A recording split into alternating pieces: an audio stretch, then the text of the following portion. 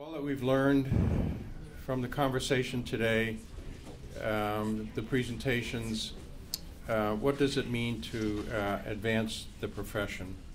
So I'm going to talk for about 10 minutes, as you can see, about three approaches and two models for advancing chaplaincy research.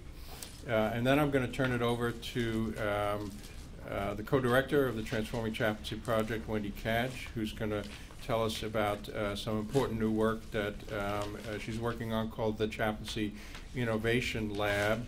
And while I'm talking, maybe Kevin and Annalika can actually, Kevin Massey, you and Annalika could actually give out these flyers to everybody, if you don't mind. Thank you very much. And then after Wendy, we're going to ask Deb Marin to share some of her thoughts about how we move this field forward. And in addition to Deb, we've actually really delighted that Irene Harris is able to join us, and Irene will be able to kind of share some of her thoughts as well. Irene is a psychologist at the Minneapolis VA healthcare system. You heard Tim talk about her as the woman who developed the Building Spiritual Strengths intervention and has been testing that. And Irene has been a great champion about the importance of spiritual care and the role of chaplains, and she's been a great mentor to Tim as well, and so we're really delighted. Irene, in addition to being a psychologist in the Minneapolis VA, is an associate professor in the Department of Psychiatry at the University of Minnesota.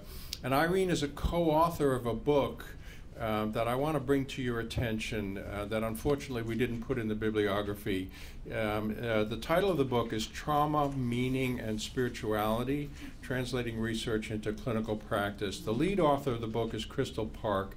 Crystal is a psychologist who studies religion and spirituality at the University of Connecticut in Storrs. But this is a 2017 book. It's American Psychological Association publication.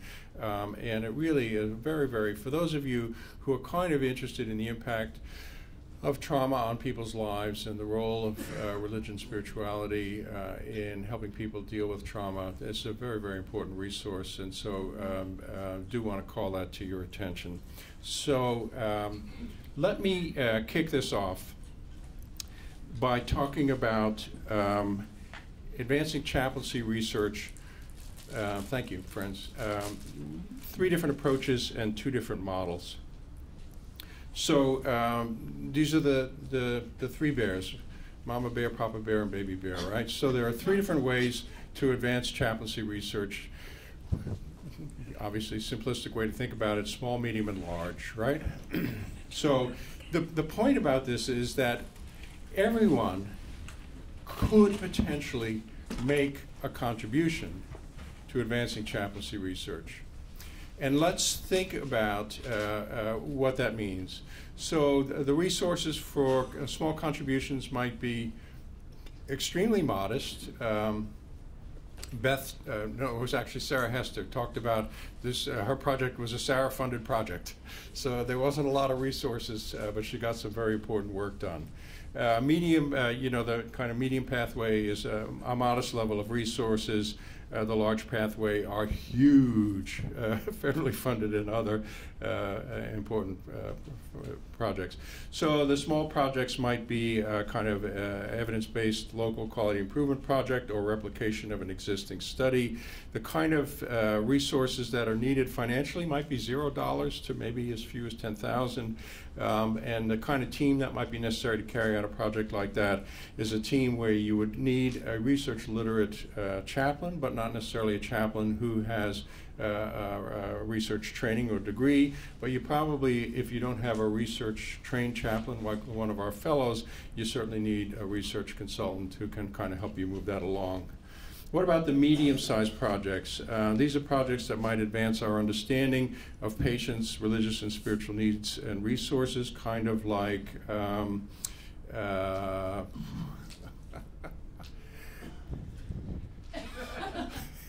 kind of like Kim's project from Emory, where they did the study about what were the most distressing things that patients were experiencing.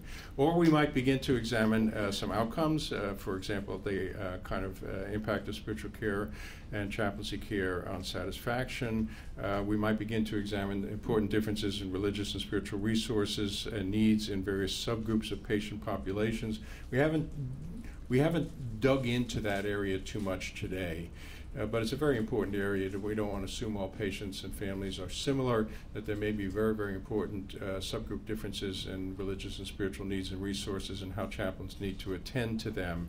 And what kind of resources do you need to do the kind of middle level projects, perhaps as little as $10,000, perhaps as much as a quarter of $250,000. You really do need chaplains with research literacy. You do need research consultants. You probably need research assistants to collect the data. You need a statistician probably to help you with the data analysis.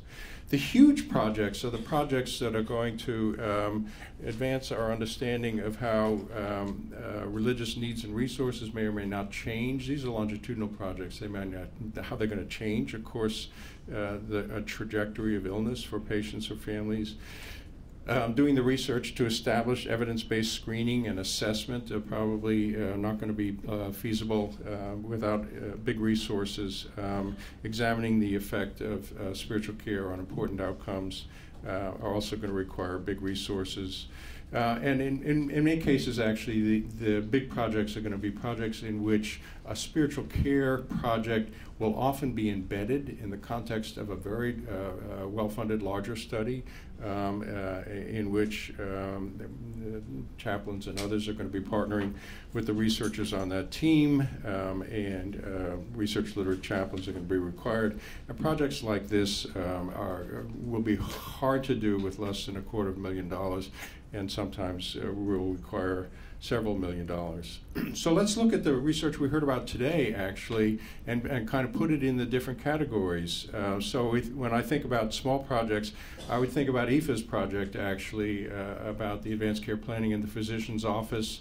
Aoife had some of her time covered to do that project as part of the Coleman Fellowship. But other than that, actually, there were not a lot of dollars involved in that one. I provided some consultation. Some other people from the Coleman Fellowship provided some consultation. And she did, in some sense, a high-level quality improvement project, as she described it, kind of seeing, can we increase the proportion of patients who are in a primary care practice who have documented advanced care planning. And a stunning outcome, 100% of those patients were glad to talk with her, and 4 out of 5 walked out of that visit with a documented advanced care plan. Sarah Hester's project, I think, might also be in the small category. Folks disagree with me about this. You're welcome to say that. As Sarah said, it was a kind of Sarah-funded project in which she worked with some of her colleagues to kind of use the SDAT to assess a cohort of patients and their family caregivers, and to keep very careful records about it. And the strength of the work is the kind of thoughtfulness in selecting the measures, the SDAT itself, taking advantage of the activity of daily living measures that are being collected in that unit, and the other information that was in the patient's charts. So I think there's a number of important kinds of projects that we might characterize as small that make important contributions to who we are, what we're doing, how we understand what we're doing, how we communicate it to others. And lo and behold, sometimes you can get it published in JAMA. So it's important work to do. The medium projects, I think, are almost all the others, except for the work that Tim and Irene are doing on the building spiritual strengths. So Jeannie's project, Jeannie, I don't know if you would kind of put yourself in the medium category. You didn't have a lot of money. You had a little bit of money to help you with some of the stats, but you did a lot of careful work in collecting that data, and a lot of hard work to do all the statistical analysis and the qualitative analysis, and you already knew that literature, so you're in good shape to kind of integrate that project in the context of the shared decision-making literature. And it's a really important contribution to our field, actually. We know that chaplains spend a lot of time with patients and families helping them make difficult decisions. But it's not routinely documented. We don't have careful information about it, et cetera, et cetera. And so you're beginning to track that down and nail that down as a really important contribution to our field.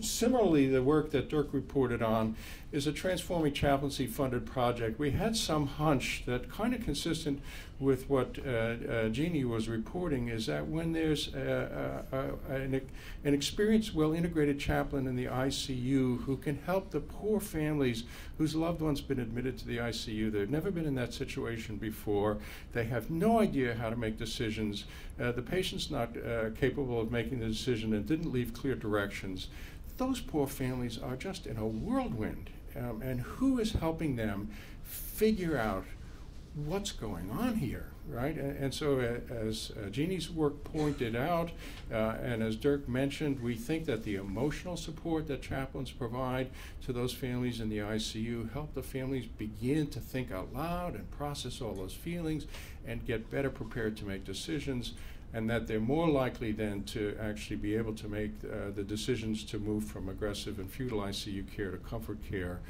somewhat sooner, and that we'll see the impact of that on a number of different measures, length of stay perhaps being one of them, but other measures as well in that study. So we're excited about collecting that. That project is actually probably costing, in terms of dollars, about $30,000. As Dirk said, actually, we're relying on the contributing, collaborating hospitals to have actually found some money to pay a research assistant or a PRN chaplain to actually do the data extraction from the patient medical records. So that's part of what's helping keep that cost down. So it's an interesting example, actually, of a multi-site study.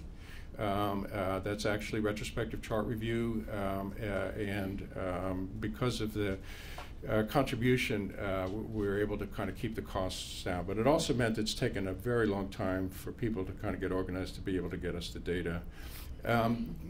Kim, I kind of put you in the category of medium resources, but there are substantial, I'm trying to look for where Kim is sitting, but there are substantial, there you are, there are substantial resources that Emory has actually committed to research, and it may be that I'm mischaracterizing this here, but that particular study, you know, had the RA time, had your analysis time in it, had a statistician, I suspect, helping you, or did you do it all? I did.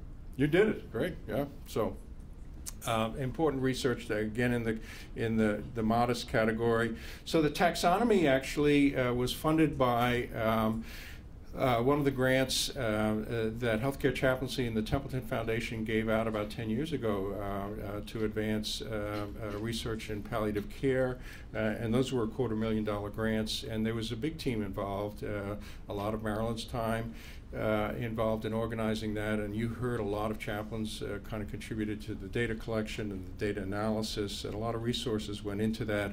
But I don't know, you guys were kind of in the medium bracket there.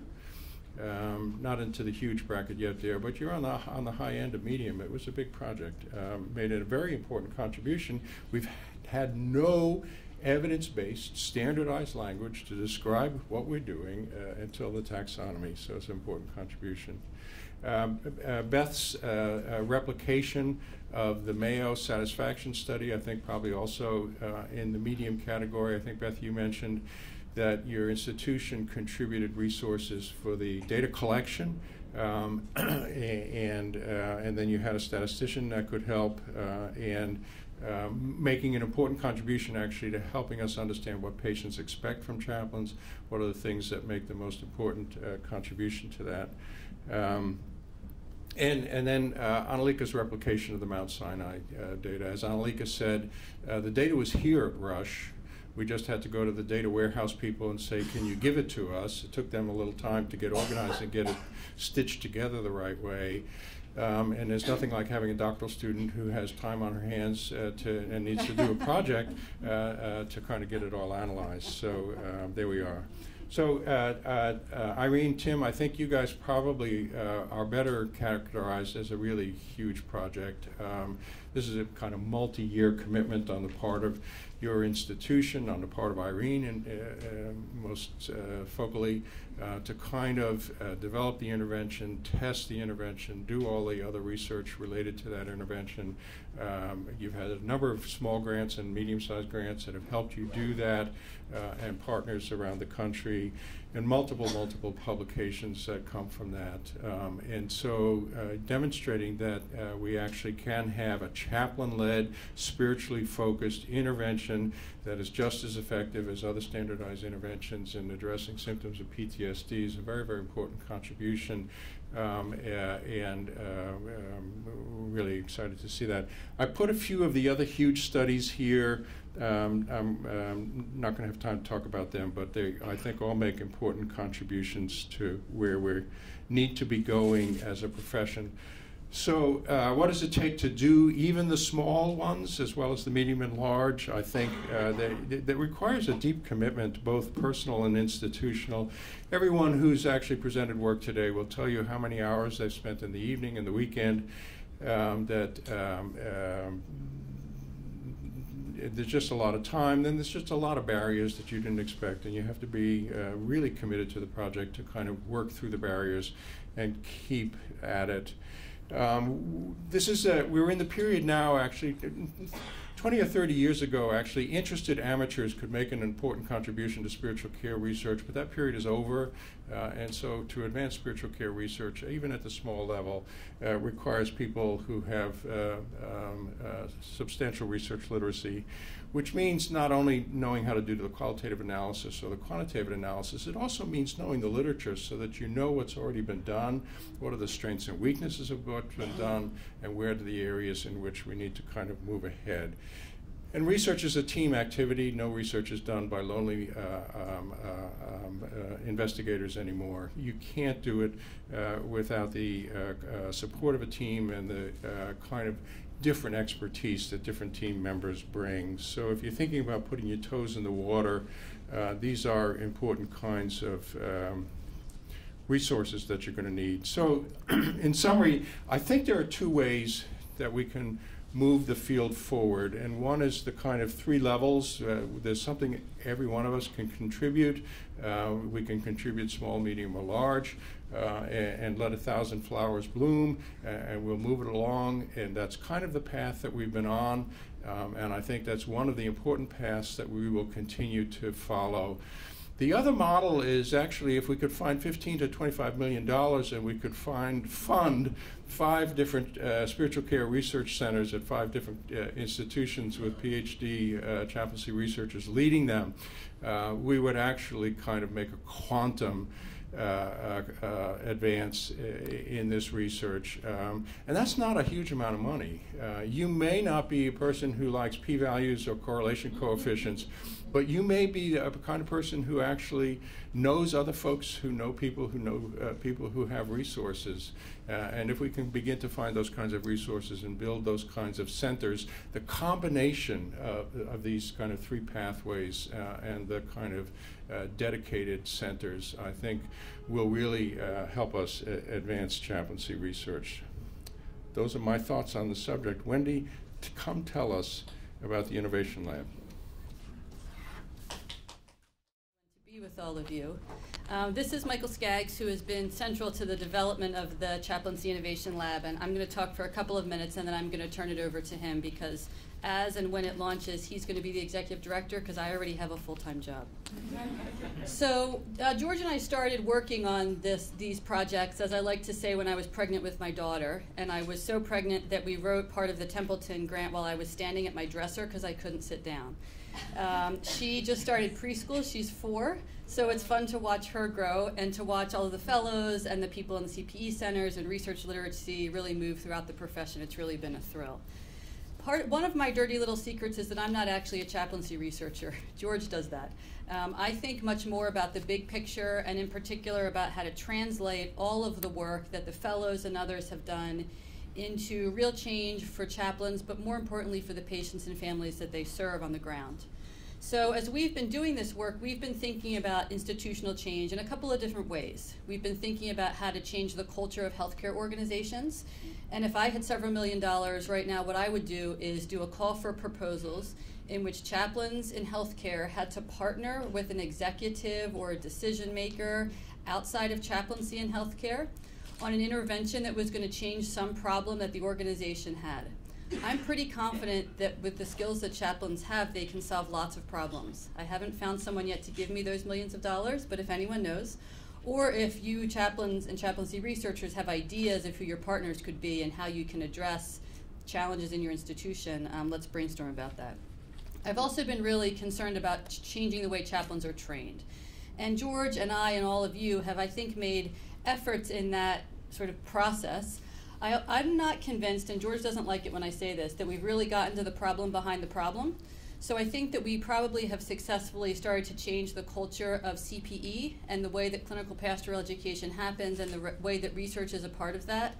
But for me, that's only one part of all of the institutions through which chaplains are trained. And so George and I and Trace, where's Trace? Hawthorne got a grant 2 years ago from the Luce Foundation for a project called Assessing and Imagining Chaplaincy Education. And basically what we did with Beth Stroud, who just finished a PhD in religious studies at Princeton, is we're mapping the theological schools and what they're doing around chaplaincy, the CPE programs, and then looking a little bit less so at the professional organizations. When we started doing this, we expected to find a handful of theological schools that had some sort of a degree program in chaplaincy or spiritual care.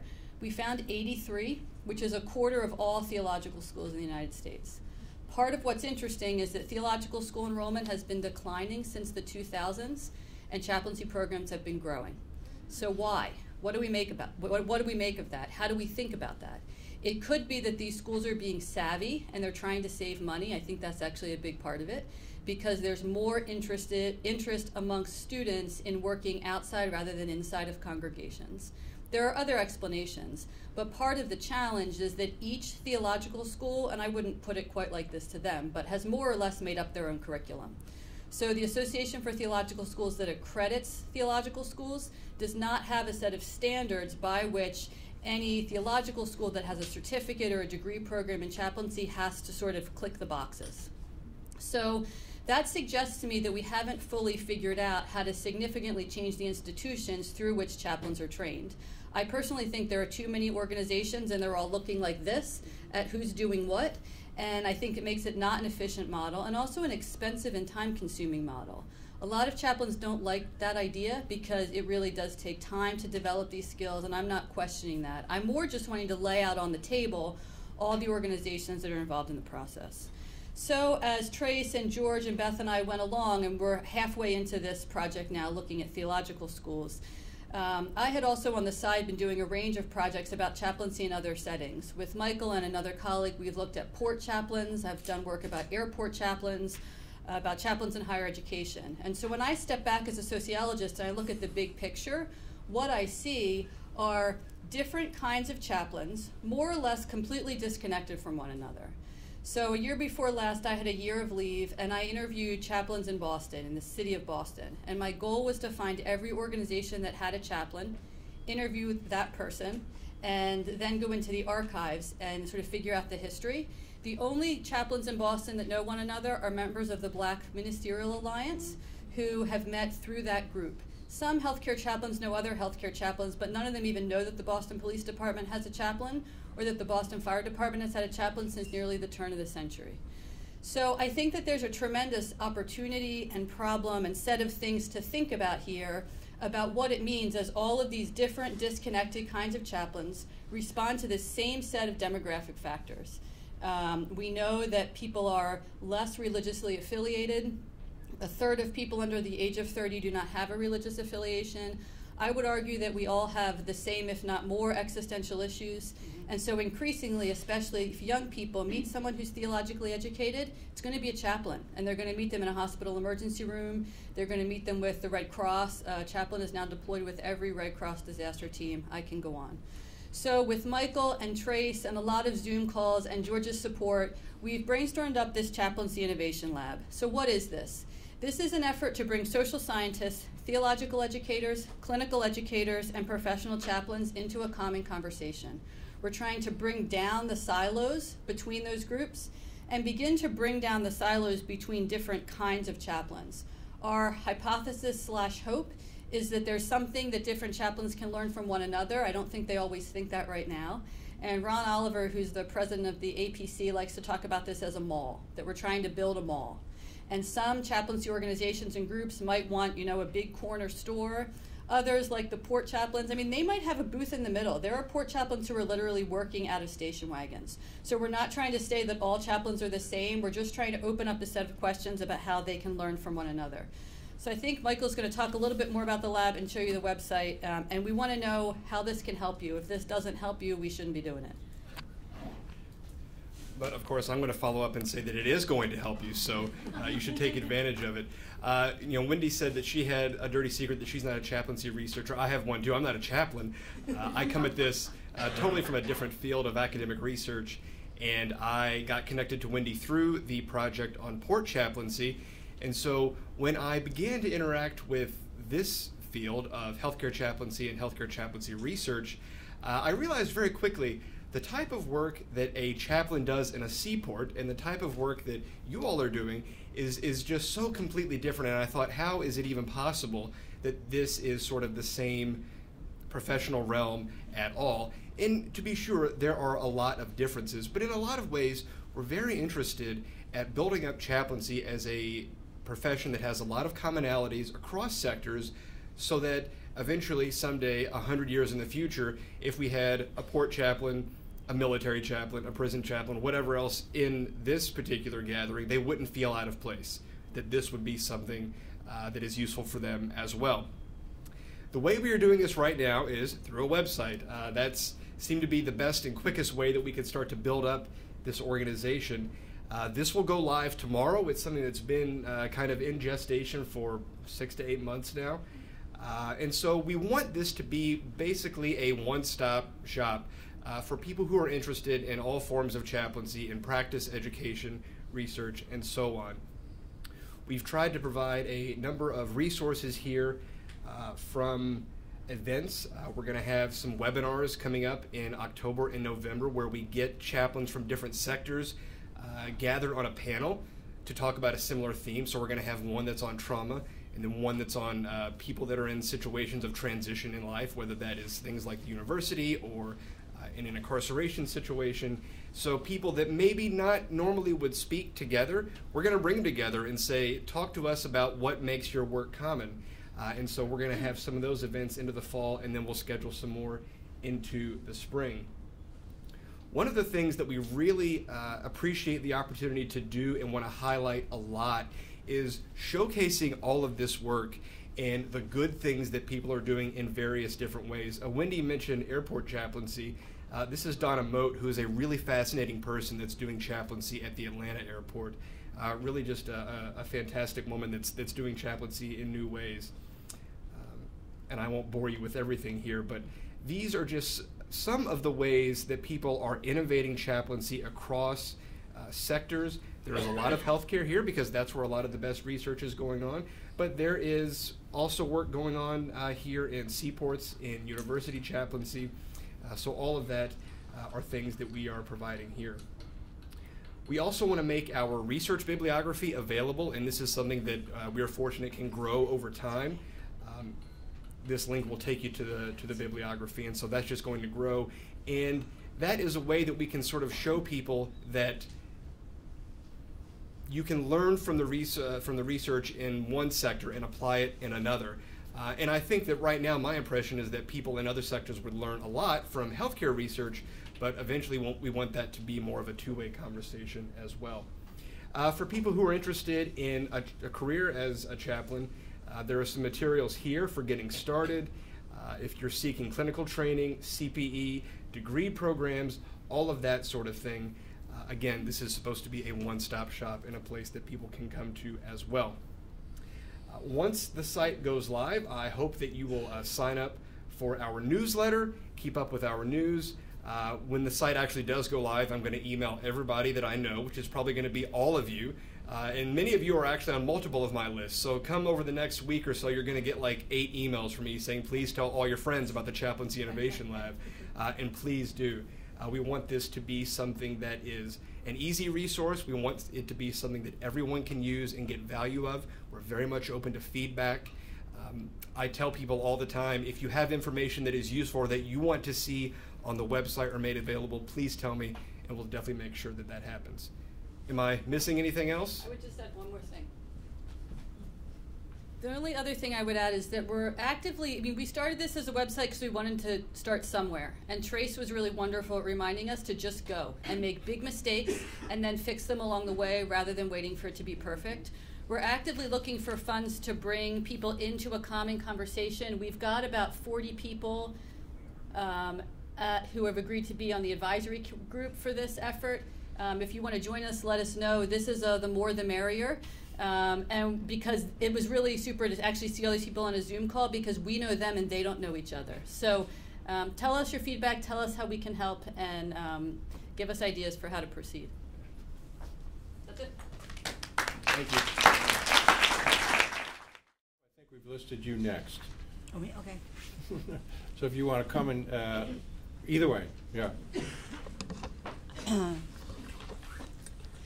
don't know what to say after that one.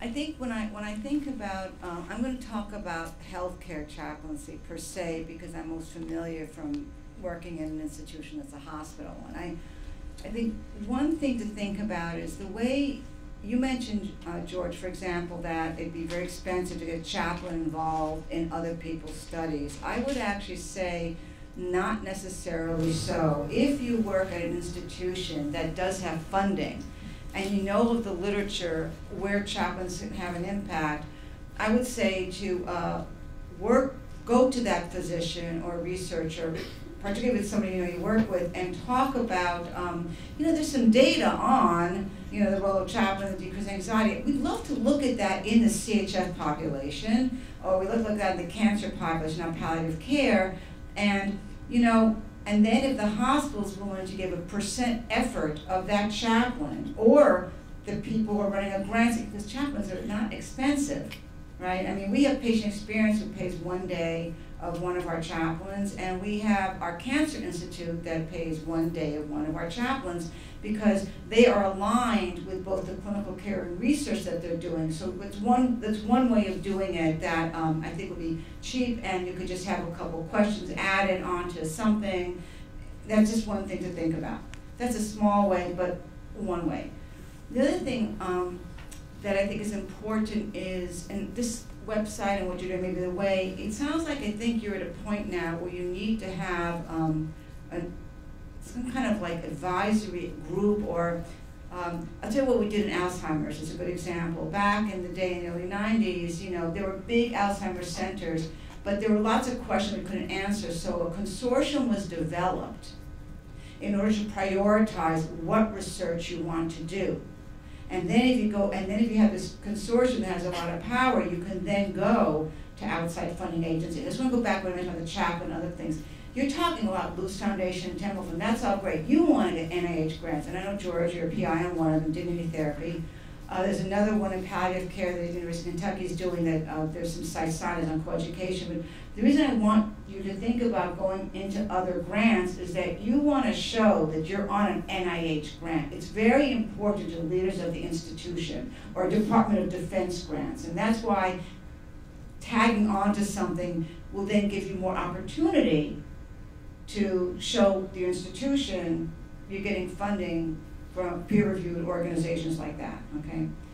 The reason I also then mentioned the consortium is that if there could be an agreement amongst the research leaders in your field of what the priorities are, small, big, large, you can then pull together resources. And in this day of electronic medical records, and EPIC is the behemoth, and by the way, EPIC has agreed to put our taxonomy note onto their website for the informaticists of the other EPIC institutions, which we have to test that it's working. You can then use some big data analysis, which can also help to get you some funding.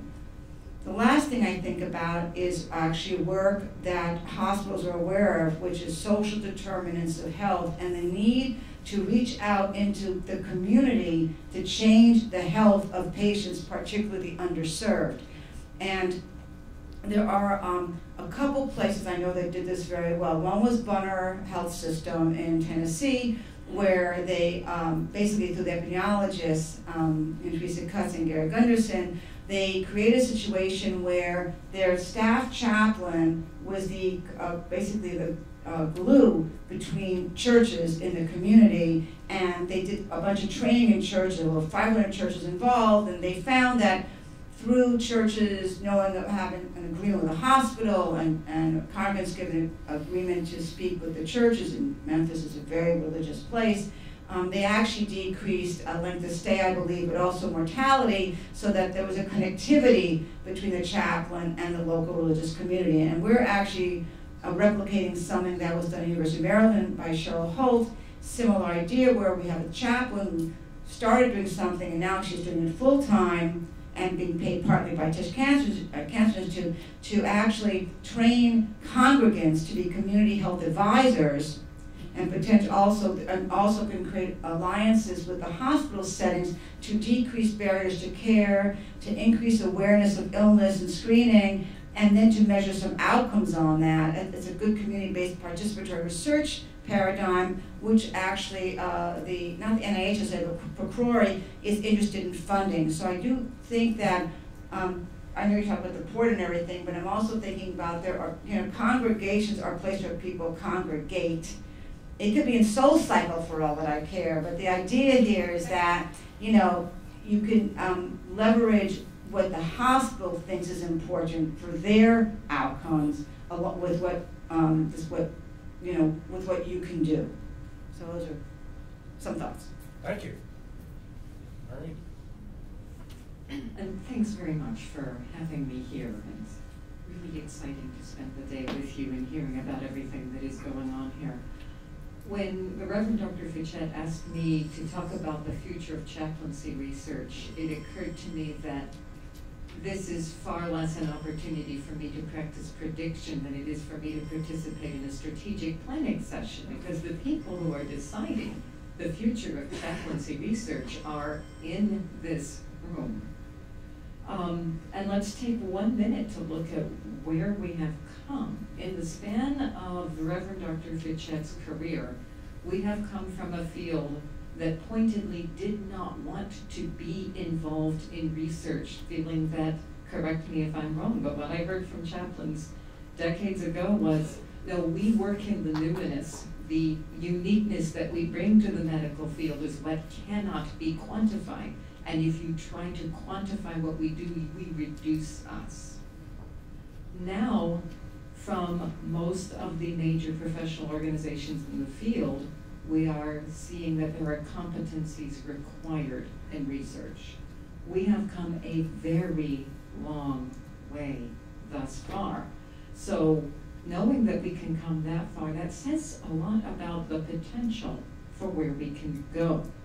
So there are some 3 basic areas that I think that we can start using to really change and expand and accelerate chaplaincy funding, and they are in training, funding, and how we publish. The Transforming Chaplaincy program, I believe, represents a sea change in how we think about chaplain training and the directions that chaplain training can go.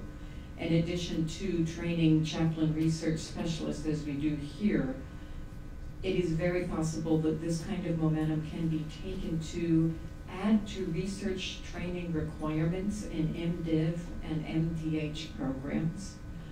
I do know that there are now a couple of CPE programs in the country that are a research-focused CPE program. One of them is at the Manhattan VA, and I assist them with some of their didactics. These kinds of CPE programs may be something that we can grow to develop to give chaplains more opportunities to work with research. It's important that we have more collaborations between chaplains and both social science and medical science researchers, just as we have a sociologist in the room, we have a psychologist in the room, and when we pair chaplains with these disciplines, we strongly potentiate what can come from that research. I think what is going to be exciting in the future is the idea of researchers trained in hybrid chaplaincy and social science, or hybrid chaplaincy medical science fields, like chaplaincy with epidemiology or chaplaincy with psychology. In terms of funding, I think we can start looking in new ways and new places for funding.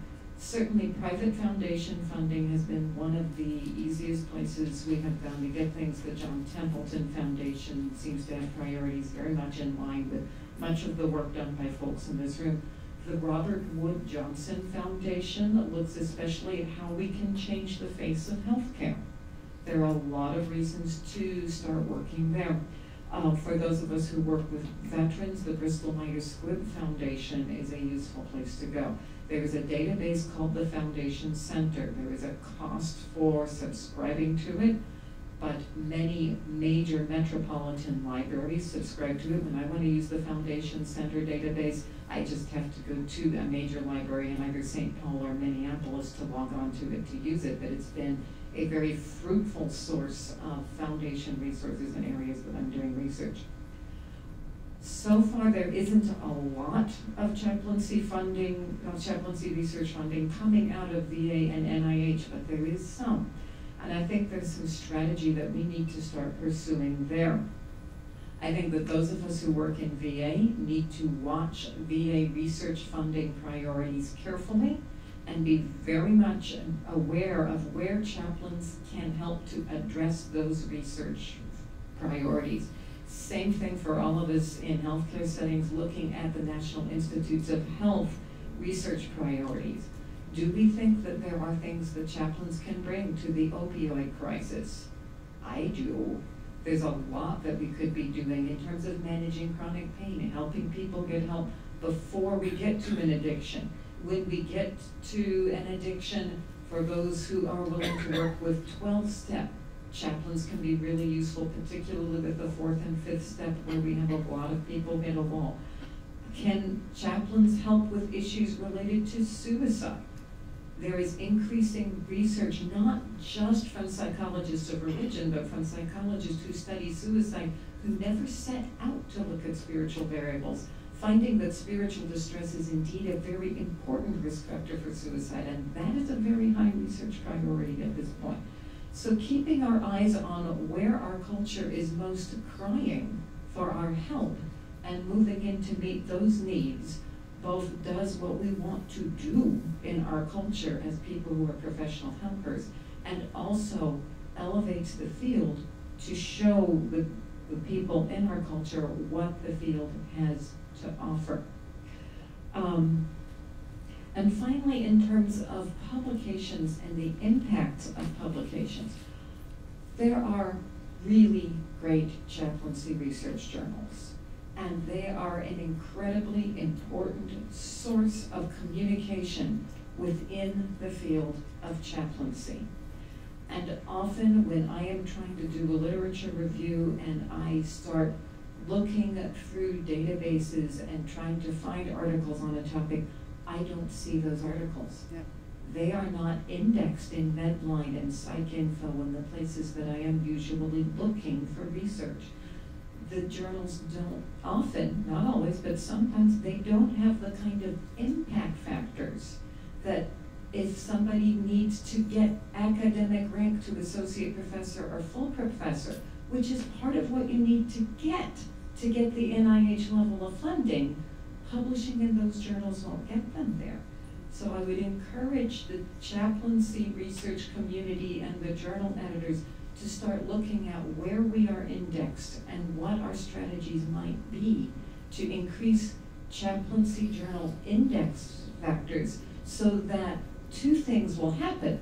Chaplaincy research will be cited more, it will be spread, it will be disseminated, and chaplaincy researchers will gain more power, and better researchers will be interested in publishing in those journals. It's a cycle that the rising tide floats all boats. It's just good for everybody all the way around. Another thing that Wendy brought up that I thought was a particularly good idea, when I have observed chaplains in my organizations, they are not just intervening with patients. I see many places where chaplains are functioning as industrial organizational psychologists. They are working to address areas of conflict between work teams. They are working to address points of anxiety in a system that are disabling the system.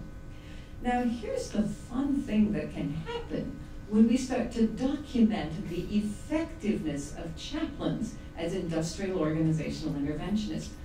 Who reads the I.O. journals? Well, high-level hospital managers read industrial organizational journals.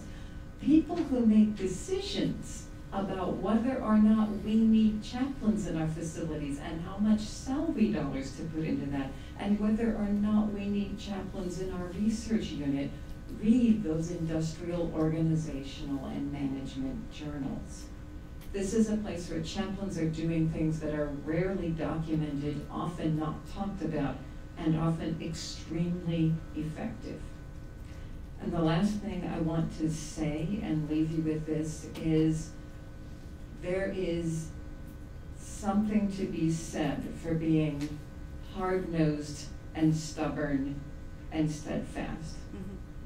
I remember very explicitly when I was in graduate school, and I said to my advisor, I really would like to do my dissertation on something related to spirituality in people who are managing HIV or GLBTQ status. And I remember my advisor shaking his head and said, well, I will advise you doing that if you're really sure you want to do that, but I want you to be really clear. If you do your dissertation in that, you will never have funded research for the rest of your career. So this is not proven to be true. And sometimes you just have to listen to the people who look at you and say, you studied what? Do you actually call that a practice of science? Well, sometimes you just have to tell them, yes, I am using the same scientific method you are, and I am coming up with results just as valid as yours. Don't let them tell you that we can't do this. We have gathered enough momentum to prove that we can do this, we are doing this, we will continue to do this, and we will expand this, and we are making a sea change in the way chaplaincy operates, is trained, is researched for the future of this culture.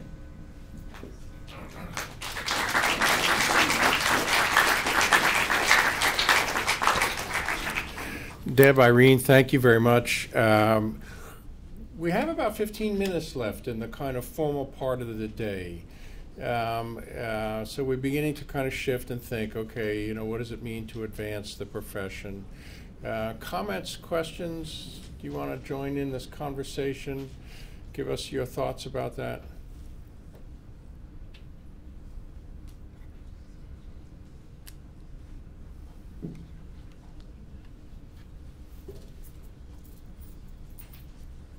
So for Wendy and Michael, regarding additional places to look for where those different chaplain areas intersect.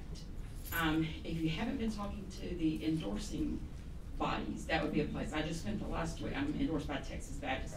I just spent the last week at a conference that had 200 chaplains from a wide variety of disciplines and 4 days of education, and we bumped elbows with one another. And that's where I go to have my peer review done, because I can have a military chaplain and a correction chaplain give input into what I'm doing. So that's, if you're not looking at that, that's a resource to be looking at.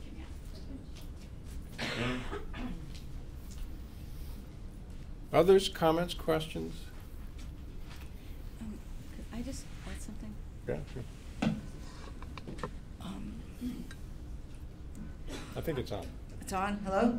Okay. I want to say one thing that's very critical to what you said. We're talking a little bit of high order thing, but this issue of, you called it organizational issues. This issue of burnout, you know, and disengagement from work is a huge thing. And all of you know you spend a lot of time taking care of staff in one way or another. And what we've done, and I bring it up just as an example, we document everything we do with staff. And I bring that up because if you want to have research, if you want to prove, and we're assessing how we're doing, which you can do too. I bring this up because this area of research, of burnout, and I hate to use the word compassion fatigue, it doesn't resonate with me very well, but that area of work as it relates to staff care, you are the ones who are doing it, and that's something that definitely could be funded internally, and then I do believe there will be resources because people are worried about physician suicide. You know, women physicians are 4 times as likely as the national average to commit suicide. So this concept of burnout and detachment and loss of compassion, it's something that you are trained on how to handle, and something I think also should be an area to be looked at. Others, comments, questions?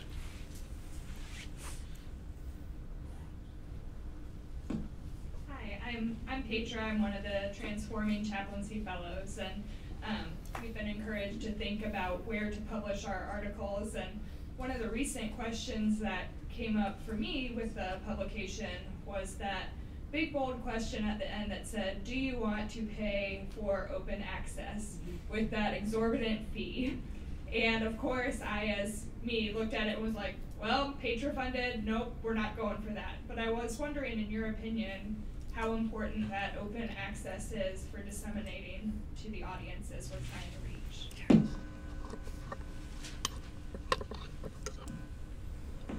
So that is a really good question, and it is a question that, as a federal employee, I am not confronted with so much. Anything that I do is in the public domain because my time is supposedly paid by federal dollars. At least the first 40 hours a week of it are paid by federal dollars. I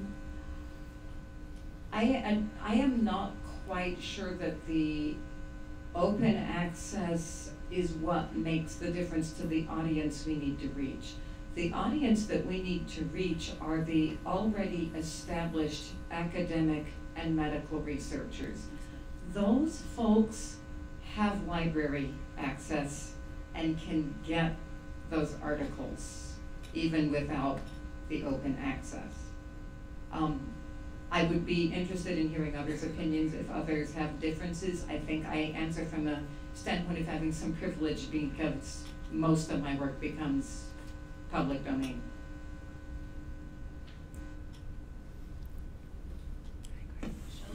Shelley Varner-Perez here. I was just going to speak to a resource as we talk about the triple aim in healthcare and healthcare leaders wanting to interface with our executive leadership and see how chaplains can bring the skills that they have. There's a chaplain in Portland, William DeLong. He's an ACPE certified educator, and he's written some fantastic material on the quadruple aim of how chaplains can come alongside executive leadership to help support staff growth and also staff resilience. And so he has some webinars that are recorded through the APC website, if you'd like to reference those for anyone who's interested. Thank you, Shelley.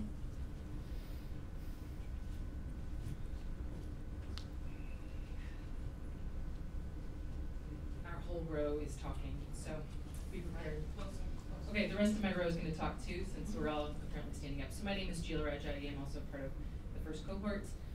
And I wanted to lean into some of the stuff that you were mentioning about community-based participatory research and leaning into sort of questions around how do we actually start to move the chaplaincy work outside of the hospital. I think in conversations I've had with folks, we think about, all right, the next domain is to think about the outpatient world. But really there's a huge other piece in which our healthcare institutions care about, and that is the communities in which our hospitals reside. Healthcare is something that happens not just in a hospital or in a clinic, but it's something that's happening every single day. And you mentioned using congregations as places, or even like Soul Cycle or things like that. But in what ways do you think there are other opportunities for chaplains to think about not only that sort of transformation at the like local partnership level, but then also looking sort of up the chain? Because I think most of my conversations prior to going back to school and doing my degrees at Michigan were focused on what do my healthcare administrators care about? And I think that's an important question, but I think the next step of questions are, what do payers think about? What does CMS think about? What are the broader trends? And like, where are there opportunities for chaplains to continue to keep pushing out into like the realm of the unknown? So, as you all know, readmissions are a very big deal. So one thing, and somebody talked about here working with CHF patients, is that? Yes, the Beth Muehlhausen and the Ascension group. Right.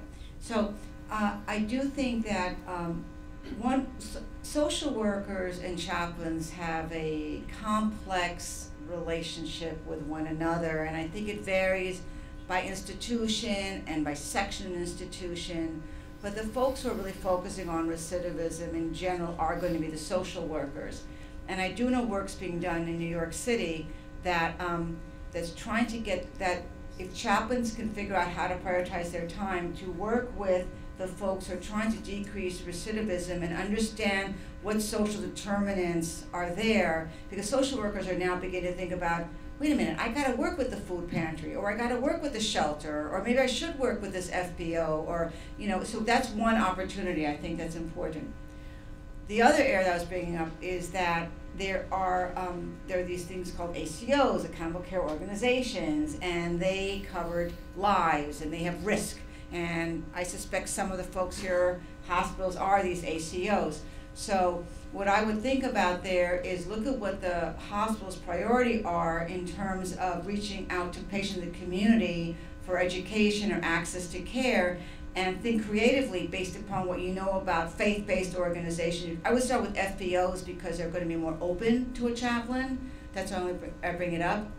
That and they also need to have congregants come in. There's a mutualistic relationship there. That reaching out in the community first with community programs and then evaluating the programs is very important. There are paradigms of using faith-based and faith-placed community-based organization, community-based patient research already. The Witness Project is a well-known one that's for breast cancer, cervical cancer. So another opportunity is to get involved clinically in something to show the value and then analyze what the outcome is in relationship to the overall goal. That's one thing I definitely think is something that's doable, time-consuming, but I think worth the effort, particularly if you can move it up the ladder to those who care, patient experience and pop health, things like that.